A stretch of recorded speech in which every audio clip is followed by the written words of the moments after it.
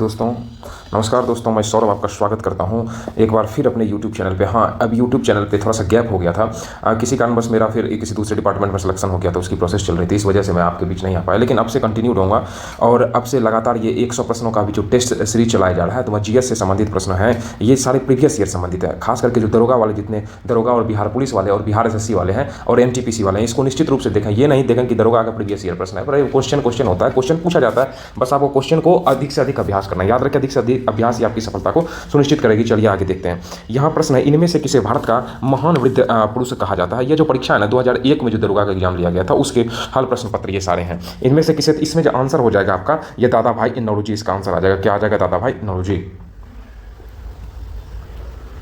दादा भाई नौरोजी, इनसे संबंधित 3-4 बात को आप लोग ध्यान में रखिए कि दादा भाई नौरोजी के द्वारा ही जो है ना, एक किताब लिखा गया था, poverty and un British rule in India. Poverty and un British rule in India, इनके द्वारा लिखा गया। और एक पत्रिका इनसे चला था, पत्रिका जो कि दैनिक पत्रिका था, वह राष्ट्र गुप्तार, जो साप्ताहिक था, या कौन सा था? राष्ट्र गुप्तार था, राष्ट्र गुप्तार। ये क्वेश्चन पूछा जाता है, इससे संबंधित प्रश्न को आप लोग देख लीजिए। जानिए, 100 प्रश्न का सीरीज है, इसे इग्नोर नहीं करिए। लगभग आपका एक बार में, लगभग हर में अगर 3-3 पॉइंट्स हम देखते हैं, लगभग 300 से 400 क्वेश्चन का आपका कलेक्शन तैयार हो जाएगा, जो आपके लिए काफी उपयोगी होगा। किसने आनंद मठ लिखा है? यहाँ क्वेश्चन है, किसने आनंद मठ लिखा है? इसका जो मुख्य रूप से जो आंसर हो जाएगा, आनंद मठ के लिखा कौन है? बंकिम चंद्र चटर्जी के द्वारा आनंद मठ लिखा गया है। और यह बंकिम चंद्र, यह मुख्य रूप से जो है क्या कहते हैं, आनंद मठ जो है ना, आनंद मठ में आपका सन्यासी विद्रोह आप लोग सुने होंगे, जो कि इसका उल्लेख उसी में किया गया था, सन्यासी विद्रोह का। और सन्यासी विद्रोह को अगर कुचला था, किसने कुचला था? वारन हेस्टिंग ने सन्यासी विद्रोह को कुचला था। भारतीय स्वतंत्रता आंदोलन के इतिहास में उग्रपंथी और नरमपंथी से अलग कब हुए थे? उग्रपंथी मतलब गरम दल, और नरम दल से स्वतंत्रता इतिहास में अलग कब? यह जो हुए थे मुख्य रूप से सूरत अधिवेशन की बात करते हैं, सूरत अधिवेशन 1907 में। तो इसमें जो मुख्य रूप से हुआ था, वह यह हुआ था कि उसमें जो अध्यक्ष जो है ना, रास बिहारी बोस साहब उस समय अध्यक्ष बनना चाहते थे, लेकिन उस समय उन्हीं को, रास बिहारी बोस साहब को अध्यक्ष बनाया गया। लेकिन उग्रवादी चाहते थे कि लाला लाजपत राय जो है, लाजपत राय को अध्यक्ष बनाया जाए, ऐसा उग्रवादी का मानना था। 1905 में लंदन में होम रूल सोसाइटी की स्थापना मुख्य रूप से कितना किया था? लंदन में होम रूल सोसाइटी की स्थापना अगर हम बात करते हैं, तो इसमें आंसर हो जाएगा आपका श्यामजी कृष्ण वर्मा के द्वारा लंदन में चलाया गया हुआ था। यह मुख्य रूप से इसका उद्देश्य था, स्वतंत्रता के लिए विदेशों में क्रांतिकारियों विचारों को भरना था, यह था इनका उद्देश्य। अगस्त 1942 में अखिल भारतीय कांग्रेस पार्टी की मीटिंग में बंबई में कौन सा प्रस्ताव पारित किया गया था? बंबई में कौन सा प्रस्ताव पारित किया था? तो इसमें होगा विदेशी वस्तुओं का, इसमें होगा भारत छोड़ो आंदोलन का प्रस्ताव। कब? याद रखें, अगर क्वेश्चन पूछा जाता है, अगर प्रस्ताव है ना, प्रस्ताव यह पारित हुआ था 8 अगस्त 1942 को प्रस्ताव लाया गया था। लेकिन गांधी जी द्वारा अगर कहा जाए तो आंदोलन चलाया गया था कब? 9 अगस्त 1942 को गांधी जी द्वारा आंदोलन चलाया गया। प्रस्ताव है, इसलिए 8 अगस्त क्वेश्चन पूछा जाएगा। डेट काफी फेवरेट क्वेश्चन है, डेट पूछा जाता है। और इसी में गांधी जी ने मुख्य रूप से करो या मरो का नारा दिया था। और इसके अध्यक्ष जो हुए थे, अध्यक्ष कौन थे उस समय जब बंबई अधिवेशन की अध्यक्षता अबुल कलाम आजाद साहब ने किया था। और यह ग्वालियर टैंक मुंबई में आयोजित हुआ था। 4 पॉइंट्स को याद रखिएगा। इनमें से कौन सा नेता नरमपंथी है?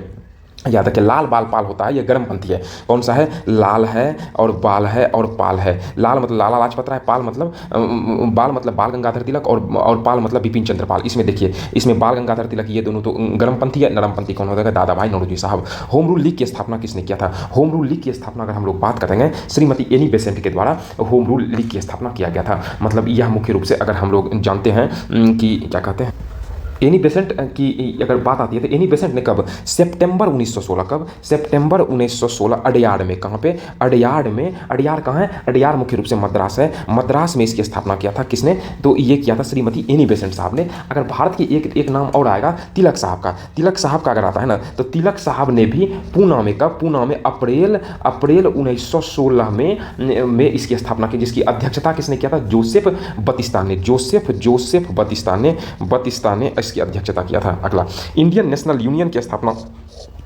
का स्थापना कब हुई थी? तो यह हुआ था, भारतीय राष्ट्रीय कांग्रेस की यह बात कर रहा है, तो इसकी स्थापना 1884-85 के आसपास में हुई थी। 1884 दिया था उस समय, बाद में इसे भारतीय राष्ट्रीय कांग्रेस नाम दिया गया था। 1885 में स्थापना हुआ था, 1884 में, ध्यान रखिएगा। तो मुख्य रूप से अगर इसमें ध्यान देने वाली बात है, तो इसकी स्थापना किसने किया था? एओ ह्यूम और हेनरी कॉटन ने। याद रखिए, एओ ह्यूम और हेनरी कॉटन है। एओ ह्यूम और हेनरी कॉटन ने इसकी स्थापना किया था। पूर्ण स्वराज की घोषणा के बाद प्रथम स्वतंत्रता स्वतंत्रता दिवस कब मनाया गया था? पूर्ण स्वराज की घोषणा की बात कर रहा है, तो याद रखना पूर्ण स्वराज की घोषणा कब किया गया था? 31 दिसंबर लाहौर में, 31 दिसंबर 1929 लाहौर अधिवेशन, याद रहे लाहौर अधिवेशन में जो है ना प्रथम लाहौर अधिवेशन में इसकी घोषणा किया था। और उसी समय से 1929 में लाहौर अधिवेशन हुआ था। 26 जनवरी 1930 को जो मुख्य रूप से यह प्रथम स्वतंत्रता दिवस मनाने के लिए मनाया गया था। भारत में प्रथम और अंतरिम सरकार की स्थापना कब की गई थी? प्रथम और अंतरिम सरकार की स्थापना जो किया गया था वह कब किया गया था? 2 सितंबर 1946 को, याद रखिएगा। मतलब नवनिर्वाचित संविधान सभा द्वारा, उस समय जो संविधान सभा किया गया था उसके द्वारा मतलब 2 सितंबर 1946 को अंतरिम सरकार की स्थापना किया गया था, जिससे बाद में 15 अगस्त 1947 तक यह अस्तित्व में रहा था। बाद में यह वायसराय की कार्यकारी परिषद का भाग बन गया था। भारतीयों ने साइमन कमीशन का विरोध क्यों किया था? क्योंकि लाला लाजपत राय की मृत्यु का रोष था। यह सब तो था ही, भारत आगमन अनुचित समय था कि कमीशन के किसी भी सदस्य का भारतीय न होने का कारण था। ये मुख्य रूप से यही था। साइमन कमीशन को इसलिए व्हाइट मैन कमीशन के नाम से भी जाना जाता है। और इसमें यह निर्णय लिया गया था कि भारतीयों को जो है ना संवैधानिक अधिकार दिया जाए कि नहीं। सारे सदस्य अंग्रेज थे। महात्मा गांधी ने 1932 में आमरण अनशन क्यों रखा था? ब्रिटिश सरकार द्वारा दलितों के लिए प्रत्यक्ष निर्वाचन की घोषणा बिल्कुल सही है, यही पहला ऑप्शन हो जाएगा। अगला देखते हैं, गदर पार्टी की स्थापना इससे पहले भी आया था। गदर पार्टी की स्थापना मतलब लाला लाजपत राय के साहब के द्वारा गदर पार्टी की स्थापना किया गया था। अगला क्वेश्चन, 1942 में कांग्रेस की किस अधिवेशन में भारत छोड़ो आंदोलन प्रस्ताव पारित किया था? कांग्रेस के बंबई अधिवेशन में प्रस्ताव अभी तुरंत आया था। भारत छोड़ो अधिवेशन बंबई ग्वालियर टैंक में चल लिया गया था, जहाँ पे मुख्य रूप से मौलाना अबुल कलाम आज़ाद साहब की अध्यक्षता में यह निर्णय लिया गया था। और भारत का राष्ट्रपति कौन होता है? तो भारत का राष्ट्रपति मुख्य रूप से जो होता है वह होता है राज्य का संवैधानिक प्रमुख होता है। मतलब अगर कहा जाए तो भारतीय गणराज्य का कार्यपालक अध्यक्ष भी होता है और अध्यक्ष के साथ साथ संवैधानिक राज्य का संवैधानिक अध्यक्ष होता है। राष्ट्रपति का अगर चुनाव की बात करते हैं तो 64 चुनाव, 64-54 याद रखिएगा। और निर्वाचन की बात करते हैं तो निर्वाचन, उसके बाद 55 में निर्वाचन और 61 में है महाभियोग याद रखिएगा। ये तीनों ये लगातार पूछता है। इनमें से कौन सी भारत के राष्ट्रपति पद के लिए आवश्यक योग्यता नहीं है? आवश्यक योग्यता भारत का नागरिक हो है, 35 वर्ष आयु है, उनमें लोकसभा के सदस्य निर्वाचित होने की निर्धारित सभी योग्यता है तो बिल्कुल सही है। सदन का सदस्य हो, ऐसा कोई बात नहीं है कि उसका सदन का सदस्य रहना काफी अनिवार्य होगा। आपातकाल की घोषणा में संसद में अनुमोदन के लिए प्रस्तुत की जानी चाहिए। आपातकाल की घोषणा कितने दिनों के अंदर? यह जो है 1 महीने के अंदर यह प्रस्ताव दिया जाना चाहिए। देखिए प्रश्न मानते हैं कि हल्का है, लेकिन याद रखिएगा अधिक से अधिक अभ्यास करिएगा। ये सब छोटे छोटे प्रश्न गलत नहीं होंगे जो परीक्षा में आपको सफलता दिला देगी। लगभग प्रीवियस ईयर से 70 से 75 क्वेश्चन यहीं से रहते हैं। और जब हम आपको सेट प्रैक्टिस कराएंगे, हम आपको विश्वास दिलाते हैं पीटी आपका कोई नहीं रुकेगा। मेंस में हवाबाजी नहीं कर रहे हैं। मेंस में लगभग 85+ क्वेश्चन, 85 से 90 के बीच में क्वेश्चन रहने की उम्मीद है। और जिस प्रकार से इस बार की सीट लगभग 2000 के आसपास आएगी, तो मान के चलिए कि इस बार का जो मेरिट जो निर्धारित होगा खास करके जनरल के लिए, वह मेरे जहां तक मेरा अनुभव है, अनुभव के हिसाब से मैं बता रहा हूं कि यह इस बार 78 से लेकर के 80, 81, 82 इसी आसपास में रहना चाहिए। तो आप अधिक से अधिक अभ्यास करिए और सफलता सुनिश्चित कर जाइए। टू द पॉइंट पढ़िए, ज़्यादा पढ़ने की जरूरत नहीं है, टू द पॉइंट पढ़िए और सफलता मिल जाएगी। अगला हम देखते हैं, उसके बाद मंत्री परिषद है। मंत्री परिषद क्या है? कैबिनेट के बिल्कुल समान है, कैबिनेट से छोटा, कैबिनेट से बड़ा, कि किसी तरह के कैबिनेट संबंधित, कैबिनेट से बड़ा होता है। मंत्री परिषद की अगर हम लोग बात करते हैं तो मंत्री परिषद में कैबिनेट मंत्री भी आते हैं, राज्य मंत्री भी आते हैं और स्वतंत्र प्रभार वाले भी मंत्री आते हैं। इस प्रकार यह बड़ा निकाय है। राज्यपाल का वेतन किस कोष में आता है? तो राज्यपाल का वेतन जो है राज्य की संचित निधि में इसका प्रावधान किया गया है। यह विशेष अधिनियम जो है ना, एक 1982 में विशेष अधिनियम बना था। फिर जो है 1987 में इसमें संशोधन कर दिया गया कि राज्यपाल को जितने प्रकार की सुविधाएं, उस सुविधा में किसी प्रकार की कटौती नहीं की जाएगी। भारत का प्रधानमंत्री कौन होता है? प्रधानमंत्री सत्ता दल का अध्यक्ष हो सकता है कि हमेशा सत्ता दल का अध्यक्ष ही होता है। सत्ता यहाँ हो सकता है, प्रोबेबिलिटी की बात क्या है, तो लेकिन आप हमेशा मतलब जो मुख्य रूप से यहाँ पे सत्ता दल का अध्यक्ष हो सकता है। अध्यक्ष लगभग वही रहता है। तो यहाँ इसका शपथ जो है ना, सांसद नहीं हो तो मुख्य रूप से क्या कहते हैं, अगर संसद नहीं है तो 6 महीने के अंदर उसे किसी भी लोकसभा या राज्यसभा का मेंबर बना दिया जाता है। एक व्यक्ति को क्या एक से अधिक राज्यों का राज्यपाल हो सकता है? बिल्कुल हो सकता है, एक से अधिक राज्यों का राज्यपाल। या कब? 7वें संविधान संशोधन 1956 में ऐसा प्रावधान किया गया कि क्या कहते हैं, और साथ में 1956 के अनुच्छेद की अगर बात करते हैं तो अनुच्छेद 153 में इसका प्रावधान कर दिया गया, याद रखिएगा। सर्वोच्च न्यायालय किसे हटाने के लिए राष्ट्रपति को सिफारिश करता है? किसको हटाने के लिए राष्ट्रपति को सिफारिश कर सकता है? तो इसमें हो जो मंत्री परिषद के किसी भी सदस्य को, तो सर्वोच्च न्यायालय को मंत्री परिषद से लेना देना नहीं है, लेकिन सर्वोच्च न्यायालय संघ लोक सेवा आयोग के सभापति और दूसरे सदस्यों को इसका ऑप्शन नंबर आपका बी हो जाएगा। उसके बाद राष्ट्रपति का जो होता है ना, ये सिफारिश कर सकता है। राष्ट्रपति का जो मामला है ना, उच्चतम न्यायालय को भेजता है। अगर मान लीजिए उस पर किसी तरह का दोष लगा है, किसी कदाचार का आरोप लगा है, तो उच्चतम न्यायालय राष्ट्रपति भेजता है। तो उसके बाद फिर सर्वोच्च न्यायालय इस पर अपना रिपोर्ट प्रस्तुत करता है। राष्ट्रपति प्रतीक हुआ, वो मानने के लिए बाध्य नहीं है। इसी को कहा जाता है सलाहकारी, सलाह देना। उसके बाद भारत में न्यायिक पुनरीक्षण की शक्ति का प्रयोग किया जाता है। किसके द्वारा? न्यायिक पुनरीक्षण, सर्वोच्च न्यायालय और उच्च न्यायालय दोनों के द्वारा। मतलब इसमें न्यायिक पुनरीक्षण का मतलब यह है जो कानून बना है ना, उसका संवैधानिक परीक्षण किया जाता है कि संविधान के अनुसार से वह है कि नहीं है। राज्य में राज्यों को प्राप्त है क्या? समान प्रतिनिधित्व, जनसंख्या के आधार पर प्रतिनिधित्व। ऑप्शन नंबर बी सही हो जाएगा, जनसंख्या के आधार पर प्रतिनिधित्व। यह मुख्य रूप से चौथी अनुसूची का यह विषय है और चौथी अनुसूची में प्रत्येक राज्य की जनसंख्या के आधार पर यह निर्णय लिया गया है। भारत का संविधान भारत को वर्णित करता है किसके द्वारा? तो भारत को वर्णित मुख्य रूप से राज्यों के संघ के द्वारा इसे वर्णित किया जाता है। अगर वीडियो अच्छा लगे तो आप वीडियो को लाइक करें, चैनल को सब्सक्राइब करें, आप जहां भी जिस भी प्लेटफॉर्म से जुड़े हैं इसे शेयर करें, ताकि हम आपके लिए निश्चित रेगुलर लगातार अच्छे से अच्छे कंटेंट उपलब्ध कराते हैं, जो कि आपके आगामी परीक्षाओं के लिए काफ़ी उपयोगी होगा। अगर भारत में मंत्रिपरिषद का अधिकतर सदस्य लिए जाते हैं किससे? मंत्रिपरिषद के अधिकतर सदस्य जो है लोकसभा से लिए जाते हैं, क्योंकि लोकसभा का चुनाव किया जाता है ना, उसमें मंत्रिपरिषद के अधिकतर जो मंत्री बनते हैं, जो लोकसभा में चयनित होकर के आते हैं, अधिकतर उसी में से बनते हैं। मंत्रिपरिषद के सामूहिक उत्तरदायित्व का अर्थ है कि वे भारत के प्रधानमंत्री और राष्ट्रपति के प्रति उत्तरदायी होते हैं। ये कि लोकसभा और राज्यसभा के प्रति उत्तरदायी होते हैं कि अपने विभागों के संचालन के लिए तथा दूसरे विभागों के लिए भी उत्तरदायी होते हैं। ये अपने विभागों के संचालन और दूसरे विभागों के लिए भी उत्तरदायी होते हैं। अगला होता है संविधान के किस संशोधन के अंतर्गत निजी संपत्ति का अधिकार मौलिक अधिकार की सूची से निकाल दिया गया है? याद रखें, जोड़ा गया है तो हमेशा 42वां, और जब भी निकाला जाता है तो 44वां। ये इसका टेक्निक है।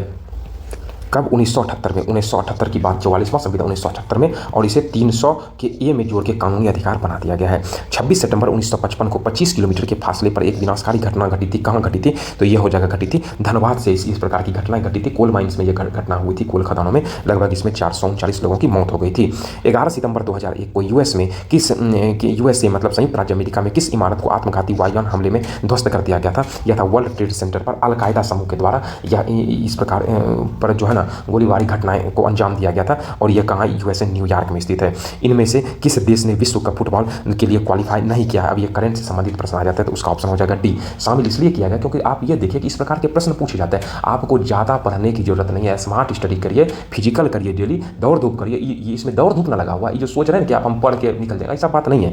आपको तीनों पीटी पे, मेंस पे, फिजिकल पे मेहनत करना पड़ेगा। मेडिकल का उतना इशू नहीं है, लेकिन फिजिकल पे आपको मेहनत करना पड़ेगा। सिलेक्शन आपका हो जाएगा। टू द पॉइंट पढ़िए, लगातार पढ़िए, गारंटी देते हैं कि आपका सिलेक्शन हो जाएगा। हाँ, और जल्द ही इससे संबंधित बिहार दरोगा में आप प्रीवियस ईयर प्रश्न और अधिक से अधिक सेट प्रश्न पत्रों का अभ्यास आपको सफलता दिला देगी। मैथ और रीजनिंग से संबंधित जो है ना 20 क्वेश्चन का सीरीज चलाएंगे, सप्ताह में कम से कम 2 भी सीरीज चलाएंगे, लेकिन चलाएंगे तो आप उसको लगातार देखते रहिएगा, तो आपका 85 के आसपास स्कोर रहेगा। और आपको सफलता चाहिए, टॉपर बनने की जरूरत नहीं है, कंधे पे 2 स्टार चाहिए, मिल जाएगा वो। लगातार आप अभ्यास करिए। 2001 में संगीत के लिए दादा साहब फाल्के पुरस्कार किसे दिया गया है? यह करंट का क्वेश्चन है, तो आशा भोसले। इसमें समझ जाइए कि इस प्रकार से जितने भी पुरस्कार पूछे जाते हैं तो आप उसको कलेक्शन बना के तैयार कर लीजिएगा। हाँ, करंट अफेयर्स जो है मासिक लेवल पे साप्ताहिक बेस का करंट अफेयर्स जारी करेंगे, और बिहार का करंट अफेयर्स मासिक बेस पे जारी करेंगे, हर सप्ताह का और महीने का। आप उसको तैयार करते जाइए। प्रश्न सारे वहीं से रहेंगे, एक भी प्रश्न छूटेंगे नहीं। 28वां नया सम्मिलित भारतीय संघ में से कौन सा राज्य? 28वां राज्य की बात करें तो झारखंड है। झारखंड को मुख्य रूप से 2000 ईस्वी में, कब? 15 नवंबर 2000 ईस्वी को झारखंड राज्य बिहार के दक्षिण भाग को काटकर झारखंड बनाया गया, और 28वां राज्य है। और 29वां राज्य कौन सा है? 29वां राज्य बना था कौन सा? 29वां तेलंगाना बना था। कब? 2 जून 2014 को तेलंगाना बना था। और वर्तमान में जो 2020 में जो संशोधन किया गया उस अनुसार से 28 राज्य हैं और 8 केंद्र शासित प्रदेश हैं। 8 केंद्र शासित प्रदेश की अगर बात करते हैं, इसमें 2020 में दादर नगर हवेली और दमन दीप, दादर प्लस दमन दीप को, इन दोनों को मिला लिया गया था। इसको क्या कहता? मिला लिया गया था, याद रखिएगा। इनमें से इन भारत में रसायन शास्त्रों में नोबेल पुरस्कार किसने जीता? याद रखिएगा, नोबेल से संबंधित प्रश्न है, तो इसमें है अभी तक कोई नहीं जीत पाया है। संयुक्त राज्य अमेरिका का उपराष्ट्रपति के नाम बताएं। संयुक्त राज्य अमेरिका के कौन उपराष्ट्रपति हैं? तो ये सारे करंट से रिलेटेड जो भी होता है, इस अनुसार से इसका होगा डिक चेनी। तो वो आप करंट अफेयर्स के जो कंटेंट प्लेलिस्ट में उपलब्ध कराया जाएगा, अभी सेट 1 है, तो आप लोग निश्चित रूप से जुड़िए। हम भी देखते हैं जितने भी सारे सेट प्रैक्टिस अभी कराया जा रहा है, सिर्फ ऑप्शन बताया जा रहा है, वो भी गलती किसी संस्थान का कहीं से ऑप्शन सेट उठाकर कर, ठीक है आप करा रहे हैं, लेकिन उसका विस्तृत कराइए ना, तभी तो समझ में आएगा। इनमें से किसे सर्वश्रेष्ठ अभिनेत्री का पुरस्कार 4 बार मिला है? सर्वश्रेष्ठ अभिनेत्री का जो पुरस्कार जो है अभी तक जो लिया गया है वह है आपका, क्या कहते हैं, शबाना आजमी कौन है? शबाना आजमी को अभी तक ये 5 बार मिला है, 4 बार नहीं 5 बार मिला है। अगला, किस राज्य के साथ बिछुआ लोक नृत्य संबंधित है? बिछुआ लोक नृत्य मुख्य रूप से आसाम से संबंधित है, बिछुआ लोक नृत्य की अगर बात करें। और अन्य है जैसे बिहू है, बिहू का नाम सुने होंगे, यह भी वहीं का है। उसके बाद एक है नागा नृत्य है, यह भी असम का है। उसके बाद काली गोपाल है, काली गोपाल है, यह भी असम का ही है। किस उपन्यास को 2000 का बुकर पुरस्कार से सम्मानित किया गया था? बुकर पुरस्कार, जो भी पुरस्कार मिलता है वो सब क्वेश्चन लगातार पूछे जाते हैं। द ब्लाइंड एशियंस को दिया गया था बुकर पुरस्कार। अगला, इनमें किस एकमात्र अफ्रीकी नेता को भारत रत्न से सम्मानित किया गया है? वह नेल्सन मंडेला साहब को भारत रत्न से सम्मानित किया गया। कब किया गया? तो 1990 में किया गया, याद रखिएगा। लज्जा पुस्तक के लेखक कौन है? तो है तस्लीमा नसरीन। यह बांग्लादेश की लेखिका है, बांग्लादेश की लेखिका है तस्लीमा नसरीन। और अगर इनकी अगर हम बात करते हैं तो जैसे मान लीजिए इसका इनका और अन्य उपन्यास है, फेरा है, फ्रेंच बेबर है और बेशर्म है। तो याद रखिएगा बेशर्म और फ्रेंच बेबर और फेरा याद रखिएगा। सब विश्व पर्यटन दिवस कब मनाया जाता है? ये दिवस से रिलेटेड क्वेश्चंस पूछे जाएंगे और हम क्राउन का आप लोगों को जल्दी करा देंगे और अधिकतर प्रश्न वहीं से आते हैं, वहीं से रहेंगे। यह 27 सितंबर। अगर आप लोग भी पढ़ते रहिए, नहीं तो हम वीडियो उसका उपलब्ध कराएंगे ऑडियो फॉर्मेट में, आप कम से कम उसको सुन लीजिएगा, तैयार कर लीजिएगा। क्वेश्चन सारे उसी से रहेंगे, क्वेश्चन से सेलेक्टेड जो है वहीं से पूछे जाते हैं, इधर उधर भटकने की कोई जरूरत नहीं है और आपका सिलेक्शन कन्फर्म हो जाएगा। 10वीं पंचवर्षीय योजना प्रारंभ की गई थी। 10वीं पंचवर्षीय योजना की अगर हम लोग बात करते हैं तो यह मुख्य रूप से क्या कहते हैं, हमेशा अप्रैल से स्टार्ट किया जाता है। तो याद रखिएगा अप्रैल 2012 मतलब 1 अप्रैल 2002 को 10वीं पंचवर्षीय योजना स्टार्ट की गई। तो 12-17 वो 12वीं पंचवर्षीय योजना है। किन राज्यों से होकर चंबल नदी बहती है? उत्तर प्रदेश, मध्य प्रदेश और राजस्थान। यह इन राज्यों से होकर के चंबल नदी बहती है। अगर चंबल नदी की बात करें, नदी से क्वेश्चन से पूछा जाता है। इसका उद्गम MP के मऊ में है, MP के मऊ में है। जहाँ भी आपको सेट प्रैक्टिस मिले आप उसका अभ्यास करिए, क्योंकि अधिक से अधिक अभ्यास ही आपकी सफलता को सुनिश्चित करेगा और आपके कन्फ्यूजन को दूर हटाएगा। भूमि के चारों ओर बद्ध मतलब लैंड लॉक्ड जो है ना, कौन सा राज्य है जहाँ की मतलब किसी प्रकार के समुद्र से सीमाएं नहीं टच करती है? वह है बिहार की सीमाएं, किसी भी प्रकार से समुद्र से नहीं, और सबकी जैसे बिहार चारों तरफ से स्थल सीमा से अवरुद्ध है, मतलब घिरा हुआ है। उसके बाद अगला देखते हैं, किस राज्य के साथ बिहार की दामोदर घाटी परियोजना है? इसमें आ जाएगा आपका पश्चिम बंगाल। दामोदर घाटी परियोजना पश्चिम बंगाल से इसलिए है। और दामोदर घाटी परियोजना को भारत की प्रथम नदी घाटी परियोजना कहा गया था। जो बिहार प्लस बंगाल की संयुक्त परियोजना है, दामोदर नदी घाटी परियोजना को ही कहा जाता है। और साथ साथ में यह इसी पहली परियोजना है जिसमें कि कोयला से उसके बाद जल से और उसके बाद गैस से, तीनों से बिजली उत्पन्न किया जाता है।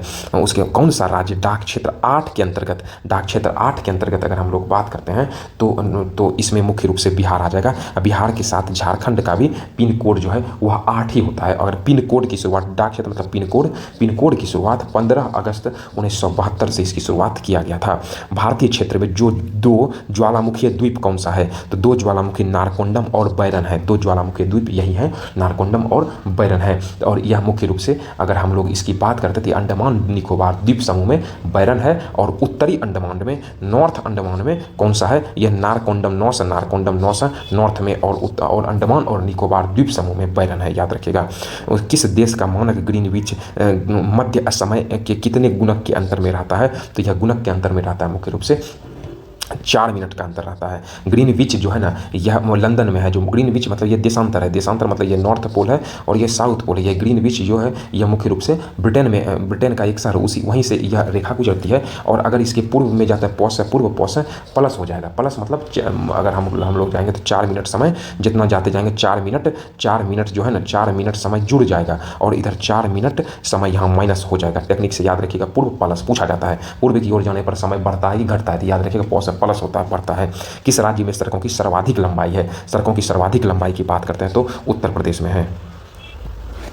भारत का एक राज्य जिसे कर्क रेखा 2 भागों में, जिसे कर्क रेखा मतलब जिससे होकर के कर्क रेखा नहीं गुजरती है, तो यह मुख्य रूप से एकमात्र राज्य है ओडिशा। एक ट्रिक याद रखिएगा, मित्र पर गमछाझार, पता होगा गमछाझार, फिर भी हम बता दें मौसम मिजोरम, त्रौसर त्रिपुरा, पौष पश्चिम बंगाल, रौज राजस्थान, गौस गुजरात, मौसम मध्य प्रदेश, छौस छत्तीसगढ़, झारखंड, ओडिशा नहीं आया। और ग्रीनविच जो है ना, मुख्य रूप से अगर यह देशांतर रेखा हम लोग विषुवत रेखा है, विषुवत रेखा के 23.5 डिग्री उत्तर में जो है ना, यह विषुवत रेखा के समानांतर रेखा है। इसी को ग्रीनविच ग्रीनविच हम कहते हैं, इसी को कर्क रेखा कहा जाता है। 23.5 डिग्री उत्तरी अक्षांश को कर्क रेखा कहा जाता है। ये अक्षांश हो गया और ये हो गया आपका देशांतर, सीधा देशांतर और सोया अक्षांश। सूर्य और पृथ्वी के मध्य न्यूनतम दूरी कौन है? न्यूनतम दूरी याद रखिएगा आपका जो है 3 जनवरी को न्यूनतम दूरी हो जाता है और 3 जनवरी को न्यूनतम दूरी को हम लोग उपसौर कहते हैं, इसी को उपसौर कहा जाता है। उपसौर 3 जनवरी को, और अधिकतम अगर यहाँ पे अधिकतम पूछेगा, अधिकतम तो यह होता है 4 जुलाई, जिसको अपसौर कहा जाता है। अपसौर, इसको अंग्रेजी में याद रखें, अपसौर को कहा जाता है पेरीहीलियन। पेरीहीलियन ये भी पूछा जाता है कभी कभी। उपसौर को कहा जाता है एपीहीलियन। एपीहीलियन याद रखें, पॉस पास्ट पॉस पेरी, ठीक है। इसको उपसौर को कहा जाता है perihelion. POS past POS peri हो जाएगा 3 जनवरी है नज़दीक में, और एपीहीलियन हो जाएगा, इसको एपीहीलियन कहा जाता है। एपीहीलियन ये हो जाएगा आपका 4 जुलाई को, याद रखिएगा अंग्रेजी में भी, ठीक है। सूर्य और पृथ्वी अधिकतम दूरी क्या? अधिकतम दूरी एपीहीलियन। पेरी मतलब पास, एपी मतलब दूर, 3 जनवरी और नहीं तो 4 जुलाई, तो ऑप्शन हो जाएगा 4 जुलाई। 3 जनवरी को होता है नज़दीक, मतलब पेरी होता है और पास होता है। और देखिए इस प्रकार के प्रश्न इस बार पूछे जाने की संभावना है, इसलिए इस प्रकार के प्रश्नों को आराम से पढ़ें, समझें और तैयार करें। अधिक से अधिक अभ्यास करें। अभ्यास ही से आप अपने आप को परफेक्ट कर लीजिएगा और सफलता सुनिश्चित कर लीजिएगा। कपास की खेती के लिए भारत की काली मिट्टी सर्वोत्तम मानी जाती है, तो ऑप्शन 1 यह सही है। यह मिट्टी भारत के प्रायद्वीपीय क्षेत्रों में विकसित हुई है, यह विकसित हुई है। तो ऐसा मतलब यह भी मतलब अगर हम लोग इसको देखें ना तो देखेंगे तो सत्य तो है, लेकिन मतलब इसका कारण है कि सर्वोत्तम मानी जाती है, ऐसा कुछ नहीं, ये सत्य है। मतलब ये और दोनों सत्य है, लेकिन अ का कारण नहीं है, कारण नहीं है।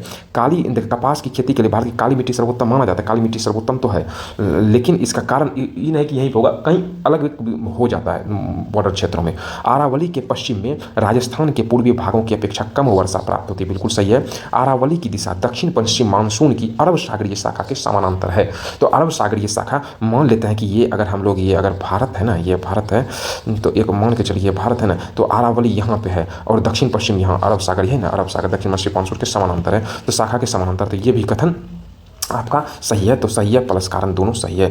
अगला है जैव क्षेत्रीय भंडारों की स्थापना का सर्वाधिक महत्वपूर्ण उद्देश्य क्या है? तो सर्वाधिक महत्वपूर्ण उद्देश्य की अगर हम लोग बात करते हैं तो प्राणियों के खतरे में पड़ी प्रजातियों का संरक्षण, चीतों और मगरमच्छों का संरक्षण, कुल जैव विविधताओं का प्रत्यक्ष, तो कुल टोटल जैव विविधता जितने हैं सबका संरक्षण, कोई एक पार्टिकुलर नहीं है। जैव क्षेत्रीय भंडारों की स्थापना, कुल जैव क्षेत्र, कुल जैव जहाँ पे पशु पक्षी मतलब सब चीज़ रहते हैं, सब तरह के वहाँ पे वर्ग रहते हैं, उसका यहाँ पे संरक्षण किया जाता है। उसमें कहा जाता है, इसमें मुख्य रूप से राष्ट्रीय पार्क और वन्य जीव अभ्यारण्य, जैव क्षेत्रीय में राष्ट्रीय पार्क और वन्य जीव अभ्यारण्य आते हैं।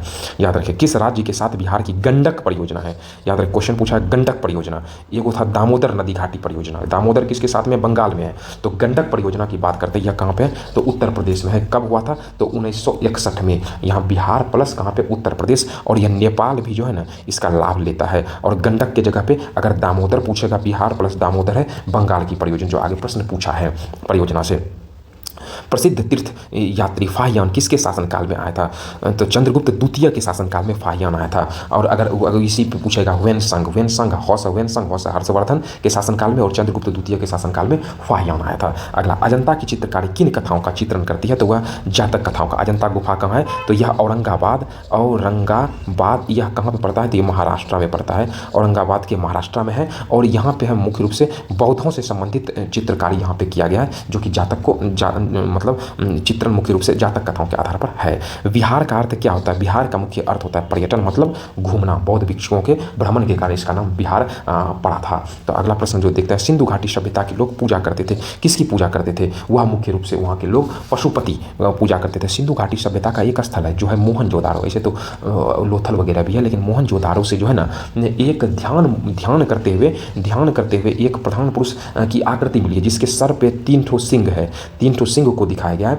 इसमें इसका राइट साइड ये है और इसका लेफ्ट साइड है। तो राइट साइड में जो है ना यह मुख्य रूप से आपका एक ठो हाथी जो कि बलशाली का प्रतीक है, और बाघ जो कि निर्भय का प्रतीक है वो भी दिखाया गया है। और दूसरी तरफ है गेंडा और प्लस भैंसा, ये भी बल का प्रतीक है। ये 2-4 तरह के जानवर उसमें दिखाया। प्रश्न पूछेगा कहाँ से? तो मोहनजोदारो कहाँ का स्थल है? सिंधु घाटी सभ्यता। तो इसको मुख्य रूप से पशुपति का देवता, मतलब सब प्रकार के पशु है ना, सब तरह के पशु को इंगित किया गया, तो पशुपति के देवता का वर्णन किया गया इनको। बिहार समृद्ध है, बिहार मुख्य रूप से खनिजों के लिए समृद्ध माना जाता है।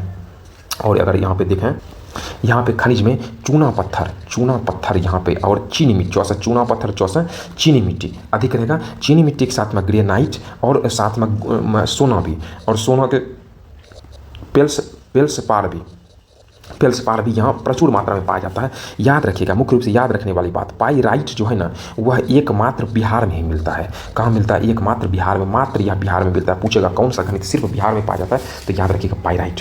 जनसंख्या की दृष्टि से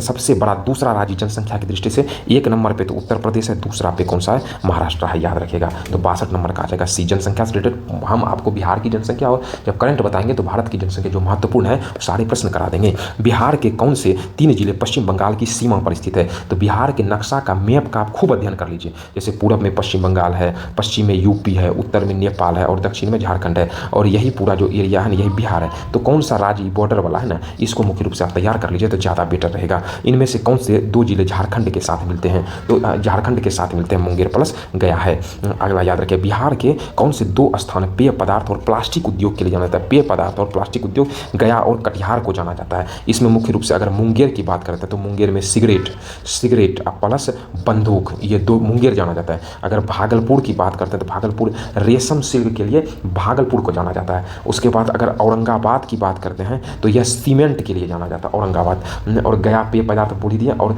अगर हम कटिहार की बात करते हैं, कटिहार तो मुख्य रूप से पटसन एवं प्लास्टिक कटिहार को पटसन प्लास्टिक भी कटिहार में ज़्यादा मिलता है। याद रखिएगा। हर्ष नरेश, बिंबिसार की राजधानी कहाँ थी? राजगिरी या गिरिह ब्रिज थी, यह बिंबिसार की राजधानी यहाँ पे हुआ करती थी। भारत के प्रथम सिक्के कहाँ चलन में लाए गए थे? प्रथम सिक्के की अगर बात करते हैं तो बिहार और पूर्वी उत्तर प्रदेश में प्रथम सिक्के चलन में लाए गए थे, और यह मुख्य रूप से यह 6वीं शताब्दी के समय की बात है, 6ठी शताब्दी के समय की बात है। और यह इस प्रारंभ में तांबे के सिक्के व चांदी के सिक्के ये दोनों काफ़ी प्रचलन में थे। बाद में 19वीं शताब्दी में जब ईस्ट इंडिया कंपनी आई तो वह सिक्कों को समान रूप से पूरे भारत में इसका प्रचालन किया था। हर्ष ने अपनी राजधानी परिवर्तित किया था, कहाँ? थानेश्वर से कन्नौज। हर्ष को अंतिम हिंदू शासक कहा जाता है, हिंदू शासक कहा जाता है। और हर्षवर्धन ने जब शशांक को हराया था ना, याद रखिएगा, शशांक को हराया था, उसी समय इन्होंने थानेश्वर से कन्नौज अपनी राजधानी को हस्तांतरित किया था। उसके किस वर्ष भारत में आर्थिक सुधारों की प्रक्रिया प्रारंभ हुई? आर्थिक सुधार 1991 में किया गया था। और उस समय के प्रधानमंत्री कौन थे? तो नरसिम्हा राव साहब थे। और प्लस वित्त मंत्री कौन थे? और मनमोहन सिंह साहब थे। सिंह साहब कौन थे? वित्त मंत्री थे। और इसी समय जो है ना उदारीकरण और निजीकरण और वैश्वीकरण की व्यवस्था को लाया गया था। भारतीय प्रायद्वीप का कौन सा सर 8 डिग्री अक्षांश के निकटतम है? 8 डिग्री अक्षांश अगर तो कन्याकुमारी आ जाएगा। और भारत का अगर अक्षांशीय विस्तार, अक्षांश ये हुआ, अक्षांश मतलब पटाया हुआ, और अक्षांशीय विस्तार की अगर हम लोग बात करते हैं भारत में, अगर हम ये नक्शा देख लेते हैं ना, तो ये अगर नक्शा देखें, नक्शा उतना अच्छा नहीं बना फिर जैसा, तो यह 8 डिग्री 4 मिनट से 8 अक्षांशों का 8 डिग्री 4 मिनट से बात के ना, तो यह अक्षांश यहाँ पे आ जाएगा आपका 37 डिग्री 6 मिनट के बीच अक्षांश है। देशांतर से आपका 68 डिग्री 7 मिनट से 98 डिग्री और 2-5 मिनट देशांतरी विस्तार है। तो ये कन्याकुमारी तमिलनाडु का। लेकिन अगर दक्षिणतम बिंदु अगर कहा जाए ना तो वह इंदिरा पॉइंट है, वो पॉइंट बिंदु है। इंदिरा पॉइंट कहाँ है? अंडमान और निकोबार में है। याद रखिएगा, इंदिरा पॉइंट है जो अंडमान प्लस निकोबार में है, निकोबार में स्थित है। इनमें से कौन सा मिश्र धातु नहीं है? मिश्र धातु है इस्पात है, इस्पात भी मिश्र धातु से है। पीतल, तांबा, जस्ता से, कांसा, सीसा, टीन से बना हुआ, जिंक अलग से एक प्रकार का यह मिश्र धातु नहीं है। तो ऑप्शन नंबर आपका बी हो जाएगा। इनमें से किसमें प्रोटीन सर्वाधिक मात्रा में पाया जाता है? मूंगफली में पाया जाता है। कितना? 25% प्रोटीन रहता है। और प्रोटीन का काम होता है शरीर को बनाना, इसलिए स्टूडेंट खास करके आप लोग अपने भोजन में जो सुबह का जो नाश्ता करते हैं ना, उसमें चना हो गया, मूंगफली हो गया, प्रोटीन हो गया, गुड़ हो गया, और 1 केला खाइए। और खूब पढ़ाई के साथ साथ में एक्सरसाइज करिए, थोड़ा दौड़ धूप करिए, इससे आप फिट रहिएगा और अपने आप को आगे प्रिपेयर रखिएगा। इनमें से कौन सा सबसे प्राचीनतम प्राणी कौन सा है? बैक्टीरिया को सबसे प्राचीनतम प्राणी को माना जाता है, क्योंकि यह एक कोशिकीय जीव है बैक्टीरिया। अब वह बहुकोशिकीय भी होता है, दोनों प्रकार का बहुकोशिकीय जीव भी बैक्टीरिया है। और यह प्रकार का यह प्रोकैरियोटिक ये है। और मानव कौन सा है? मानव जो है वह यूकैरियोटिक के अंतर्गत आता है। नमक मिलाने से खाद्य पदार्थों का संरक्षण होता है, क्योंकि यह जो होता है ना उसकी अम्लताई से, क्षारीयता से, देखा कोषों से पानी खींच लेता है, सही कोषों से पानी खींच लेता है, वह सूखा, लगभग सूखे की स्थिति आ जाती है। और इस प्रकार से उसमें एक प्रकार से वह संरक्षित रहता है, उस खराब नहीं होता, इसलिए अचार सब में जो मिलाया जाता है, इसलिए ताकि वह लंबे समय तक टिकाऊ रहे। मरुस्थल के पौधे के लिए अधिक संभावना क्या है? मरुस्थल के पौधों में उनकी पत्तियां बड़ी व चौरस, अगर पत्ती बड़ी रहेगी और चौरस रहेगी तो वाष्पीकरण ज़्यादा रहेगा। इसे मरुस्थल में पानी कम है तो वाष्पीकरण ज़्यादा होगा, तो पानी ज़्यादा नहीं चाहिए तो नुकसान है, तो ये तो नहीं होगा। छोटी नहीं, उनकी पत्तियां छोटियां, पत्ती अगर छोटी रहेगी स्वाभाविक है, छोटा पत्ता रहेगा, छोटा एरिया रहेगा, वाष्पोत्सर्जन भी तो कम में कम ना होगा, तो यह चीज़ मुख्य रूप से अधिक संभावना बनती है कि ऐसा रहे। इनमें से कौन सा कृत्रिम रेशा है? अगर कृत्रिम मतलब जो मानव बनाता है उसी को कृत्रिम रेशा के अंतर्गत हम लोग रखते हैं। इसमें से मुख्य रूप से नायलॉन है, नायलॉन के साथ साथ में याद रखिएगा रेयॉन भी है और पॉलिस्टर भी है, पॉलिस्टर भी है, इसको भी याद रखिएगा, क्वेश्चन पूछा है। इनमें से कौन सा न्यूनतम अभिक्रियाशील है?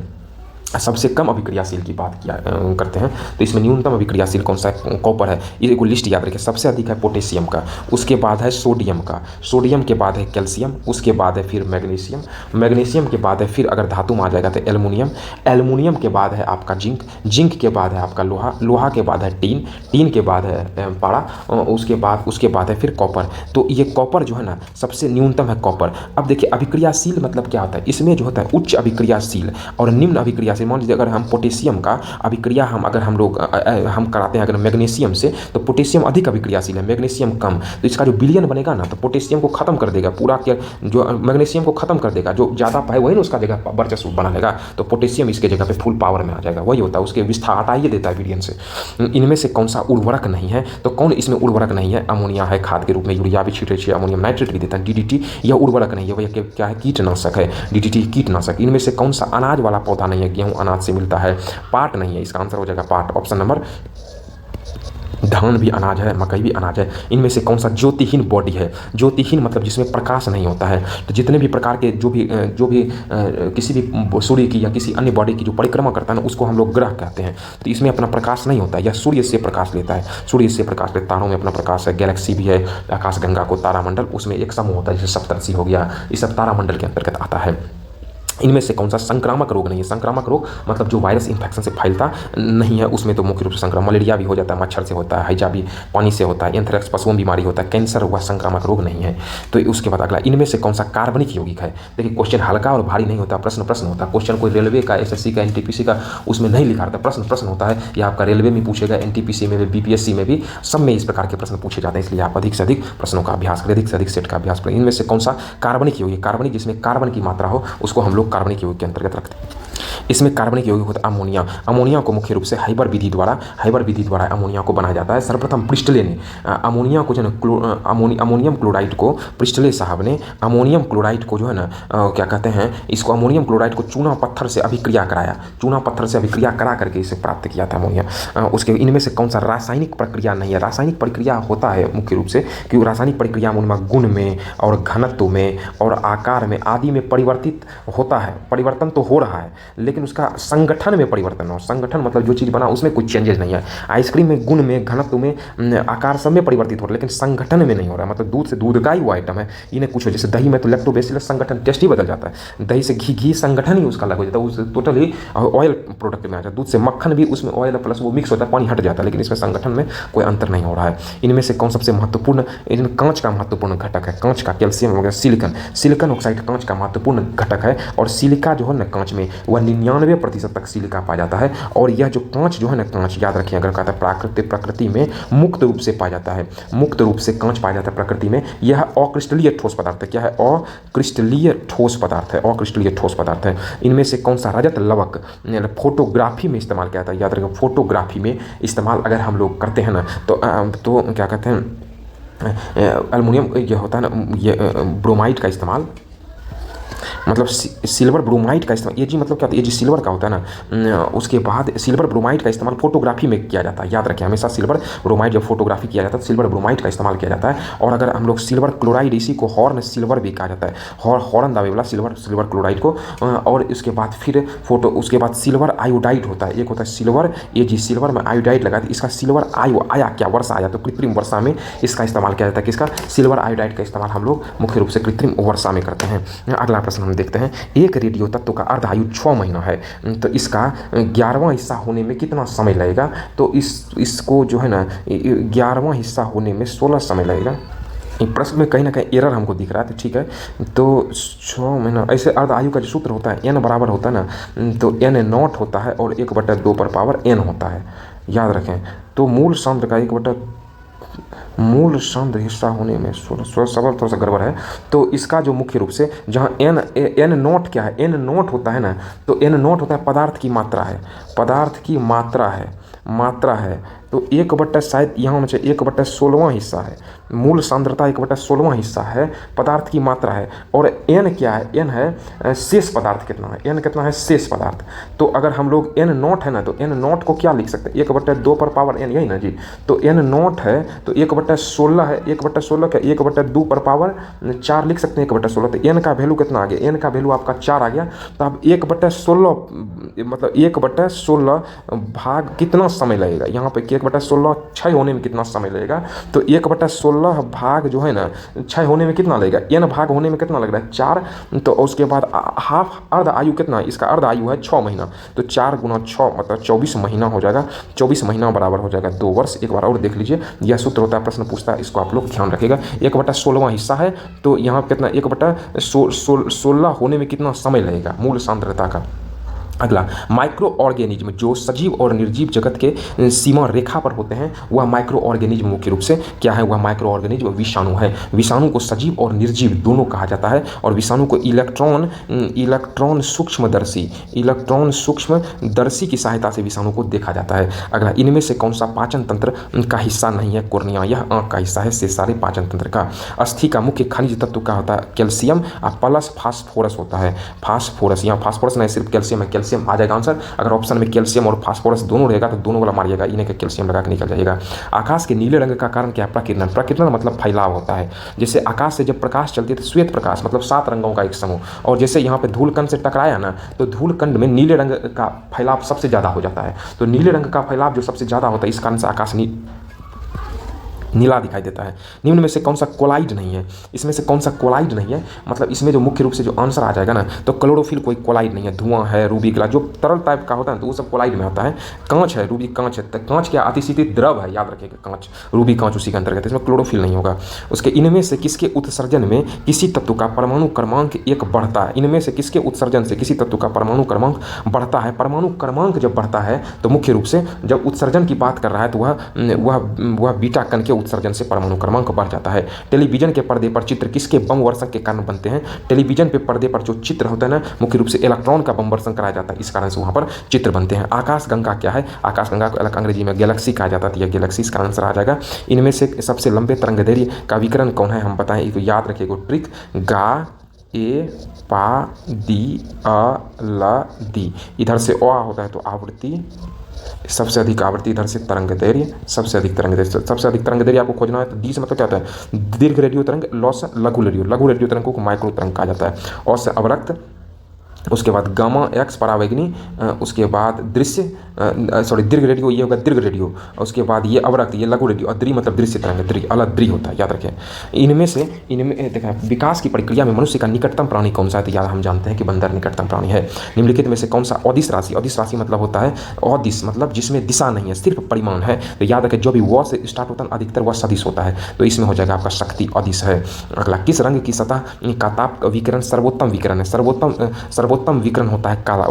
विकिरण मतलब परावर्तित जो करता है वह काला होता है। तो ये किरचॉफ साहब ने बताया था, किरचॉफ एक नियम होता है कि अच्छे अवशोषक जो अवशोषक होता है ना, अवशोषक ही अच्छे एक प्रकार के किरचॉफ साहब का ही ये कहना था, जो अच्छा अवशोषक होगा ना, जो विकिरण को अच्छे तरह से अवशोषण करते हैं वह भी अच्छा विकिरक होता है। विकिरक मतलब परावर्तक होता है, इसलिए काला रंग सब वर्णों को अवशोषक करता है, इसलिए वह विकिरण भी उत्पन्न करता है। अगर उसको क्या कहते हैं बंद कमरे में किसी चीज़ को रखना तो चमकदार दिखाई देता है, इस किरचॉफ का नियम लगता है, खासकर काला सामान। अगला, पानी का घनत्व अधिकतम किस ताप पर होता है, 4 डिग्री सेंटीग्रेड पर। विद्युत का सबसे अच्छा चालक कौन सा है, तो अभी तुरंत यह पहले प्रश्न पे आया था, कॉपर है। इस प्रकार से इस प्रश्नों को जो कि पूछा गया था, इस सेट को कंप्लीट करा दिया गया है। अतः आप लोग इसका अधिक से अधिक अभ्यास करिए और अपने दोस्तों से शेयर करिए, ताकि हम आपके लिए अच्छा से अच्छा कंटेंट, प्रीवियस ईयर प्रश्नों का संग्रह, ये क्वेश्चन सीट तो जरूर देंगे और एकदम सिस्टमेटिक वे में भटकाव रहित तैयारी करा दें, ताकि आप लोग एक सीट कन्फर्म निश्चित रूप से प्राप्त कर लीजिए। चलिए मिलते हैं अगले अंक में, धन्यवाद।